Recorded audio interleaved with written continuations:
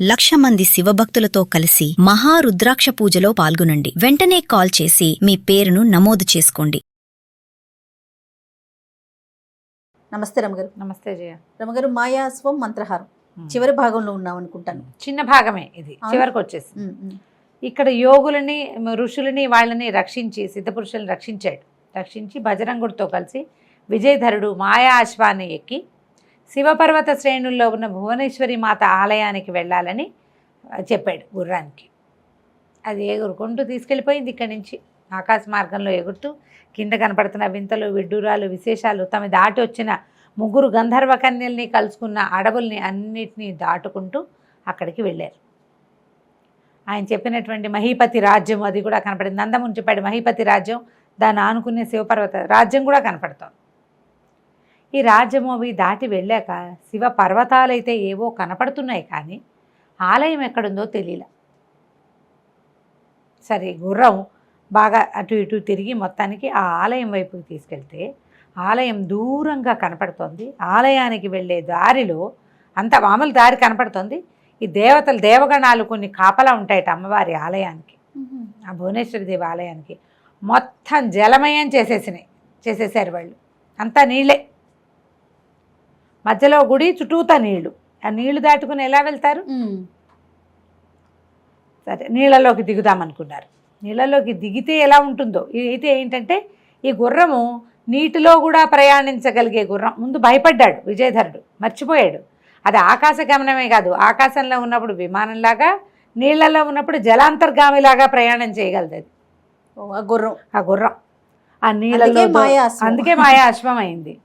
ఆ నీళ్ళలోకి దిగి నీళ్ళలోంచి వీళ్ళిద్దరిని తీసుకెళ్ళింది లోపలికి. భువనేశ్వరి ఆలయం లోపలికి వెళ్ళిపోయారు. కొన్ని దేవగణాలు అడ్డం పడ్డాయి.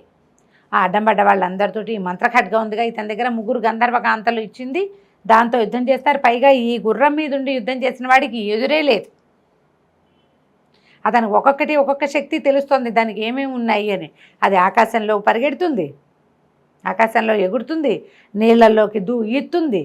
ఎవరైనా అడ్డొచ్చినా వాళ్ళని జయించే శక్తి ఇస్తుంది తనకి. ఆ గుర్రంతో పాటు లోపలికి వెళ్ళిపోయాడు. చాలా పెద్ద విశాలమైన దేవాలయం, బంగారు కాంతులు ఇంతు.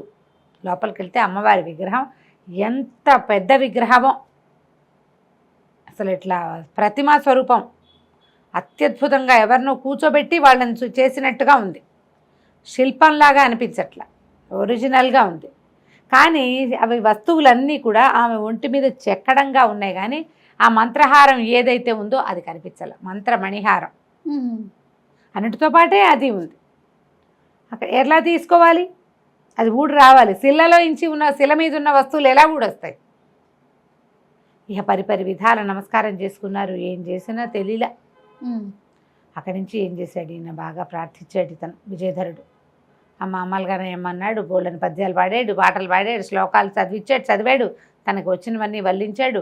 ఎవరైనా సహాయం చేస్తారేమో ఋషులు మునులు అని గుర్రాన్ని దిగి లోపలంతా వెతికాడు. సబరికి విసుగు పుట్టింది. ఎంత దూరం వచ్చాను, ఇంత శ్రమపడ్డాము, ఇంత దూరం వచ్చాము. దాంతోపాటుగా ఈ విషయాన్ని నాకు చెప్పిన నందముని కూడా శీలైపోయాడు పాపం.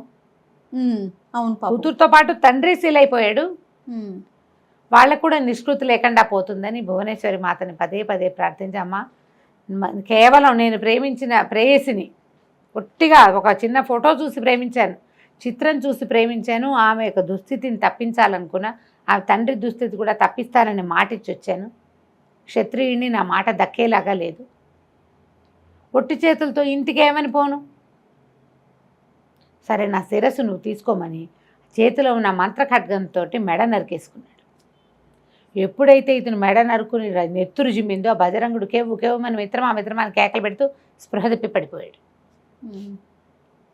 శిరస్సు పోయి దొర్లుకుంటూ, మొండెం పడిపోయింది, శిరస్సు దొర్లుకుంటూ భువనేశ్వరి అమ్మవారి పాదాల దగ్గరికి వెళ్ళి పడింది. ఇలా కోసాడు, అది ముందుకెళ్ళి పడేసరికల్లా మొత్తం దేవాలయం అంతా గంటలు మోగిపోయినాయి. ఎన్ని గంటలో ఉన్నాయి, ఎన్ని దీపాలో వెలిగినాయి. అమ్మవారి ప్రత్యక్షమైంది.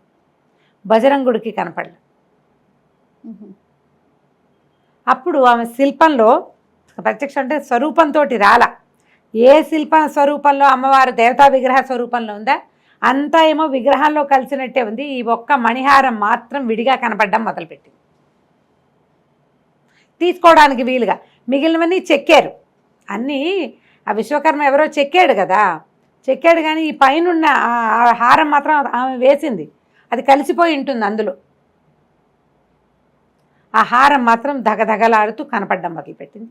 అక్కడి నుంచి ఆవిడ చాలా మెచ్చుకుంటున్నాను నిన్ను, క్షత్రియుడు అన్నవాడు ఇచ్చిన మాట నిలబెట్టుకోవాలి, చెప్పిన పని చేయగలగాలి, దానికి సరిపడా సాహసం ఎవరికైతే ఉందో వాడు ఎప్పుడూ జయిస్తాడు.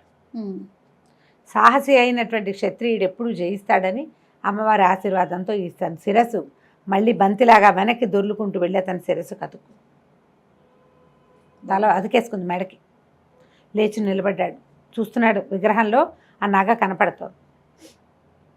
ఆకాశవాణి వినపడింది, అశరీరవాణి. రాకుమారా, నీ ధైర్యం సాహసానికి మెచ్చుకుంటున్నాను, మంత్రహారాన్ని తీసుకెళ్ళు, నీ పని అయిపోయాక హారం దానంతట అది వెనక్కి వచ్చేస్తుంది అని చెప్పింది. చెప్పగానే ఇతను అమ్మవారికి నమస్కారం చేసుకుని విగ్రహం దగ్గరికి వెళ్ళి ఆ విగ్రహ పాదాలు నమస్కారం చేసి, అపరాధాన్ని సహస్రాన్ని చేస్తూ ఉంటాం మేము, మా తప్పులు క్షమించమని పదే పదే ప్రార్థించి ఆ మెడలో నుంచి ఆ హారాన్ని తీసుకున్నాడు. తీసుకుని దట్టిలో భద్రపరుచుకున్నాడు. అక్కడ బోల్డ్ అనే పూజా సామాగ్రి అవి ఇవి చాలా ఉన్నాయి, ప్రసాదాలు చాలా ఉన్నాయి. అంటే పళ్ళు గిళ్ళు ఉన్నాయన్నమాట, పళ్ళు పువ్వులు నీరు ఉంటే ఆ మంత్రజలాన్ని అది మనం అమ్మవారికి పెడతారు కదా చెంబులో కలశోదకం, ఆ కలశోదకాన్ని చల్లాడు భద్రంగుడి మీద. భద్రంగుడి మిత్రమా అని ఏడుస్తూ లేచి కూర్చున్నాడు. చచ్చిపోయావా అని. చచ్చిపోలేదురా నాయన, బతికే ఉన్నాను, పద వెళ్ళిపోదామన్నాడు. సరే లేచి వీళ్ళు గుర్రం దగ్గరికి వచ్చేసరికల్లా గుర్రం చక్కగా స్థిమితంగా నుంచునుంది అక్కడ. ఇద్దరు కలిసి ఆ గుర్రం ఎక్కారు. గుర్రం ఎక్కేసరికల్లా బయట అంతకుముందు వాళ్ళు ఎన్ని నీళ్లు చూశారు, ఒక చుక్క నీరు లేదు. పర్వత శ్రేణిలో ఇట్లా కొండ మీద నిలబెట్టినట్టుగా ఉంది అమ్మవారి దేవాలయం. ఆ దేవాలయంలో నుంచి దిగి ముందు నందముని ఆశ్రమానికి వెళ్ళారు. వెళ్ళి ఏం చేశాడు, ఆ లోపల చూస్తే నందముని భార్య మాత్రం దిగులుగా అక్కడే తిరుగుతూ ఆవిడ పని చేసుకుంటుంది. మరి ఏం చేస్తుంది, ఆ ఇంట్లో వాళ్ళు చేయవలసిన నిత్యాగ్నిహోత్రం చేసుకుంటూ ఆ శిలగా మారిపోయిన భర్తని కూతుర్ని చూస్తూ కన్నూరి మున్నీరవుతూ పాపం అలాగే ఉంది. ఇతను లోపలికి వెళ్ళి ఏం చేశాడు, కాళ్ళు చేతులు కడుక్కుని నమస్కారం చేసి అగ్నిహోత్రానికి తన దట్టిలో ఉన్న ఆ మంత్రహారాన్ని ఎత్తి ఆ అమ్మాయి విగ్రహం మెడలో వేసేసాడు. శిల్లలాగా మారిపోయింది, శిల్పంలాగా శిల్పం మెడలో వేసేసాడు. అమ్మవారిని విగ్రహం అనాలి, అమ్మాయిని శిల్పం అనాలి, తేడా ఉంది కదా. సరే ఈ శిల్పం మెడలో వేసేసరికి వెంటనే అమ్మాయికి వచ్చేసింది, నార్మల్ రూపానికి వచ్చేసింది. అయితే ఈ శిల్పం నుంచి మనిషిగా మారిపోయిన ఈ అమ్మాయి తండ్రి పక్కనే నుంచున్నాడు కదా, ఏం చెయ్యి ఆయనకి తగిలేసరికల్లా ఆయన కూడా మామూలుగా అయిపోయాడు. అమ్మ మామూలుగా అయిపోయింది, చూసుకుంటే కూతురు నార్మల్గా. ఆయన పరమంగా విపరీతంగా సంతోషించాడు. నాయన నీ వల్ల కదా నా కూతురు ఇప్పుడు మొత్తానికి జీవితం వచ్చింది అని కూతురికి జరిగిందంతా చెప్పాడు. ఎప్పుడైతే ఈ అమ్మాయికి నార్మల్సీ రూపం వచ్చి మనుషుల్ని మామూలుగా చూడటం మొదలుపెట్టిందో ఆమె మెడలో నుంచి మంత్రహారం వీళ్ళు చూస్తుండగానే మాయమైపోయింది. మాయమైపోయిన మంత్రహారం భువనేశ్వరి దేవి మెడలోకి వెళ్ళిపోయింది దానంతట అదే. ఈ నందమహామని కూతురు మానసప్రియ ఆ అమ్మాయిని ఇచ్చి పెళ్లి చేశాడు. కన్యాదానం చేశాక అప్పుడు మానసప్రియ మన విజయధరుడు బజరంగుడు మానసప్రియని ముందు మధ్యలో ఈయన కూర్చుని తన వెనకాల బజరంగుని కూర్చోబెట్టుకుని మాయాశ్వాన్ని అధిరోహించి తన ఊరు వెళ్ళిపోయాడు. తండ్రి దగ్గరికి వాళ్ళ రాజ్యానికి వెళ్ళాడు.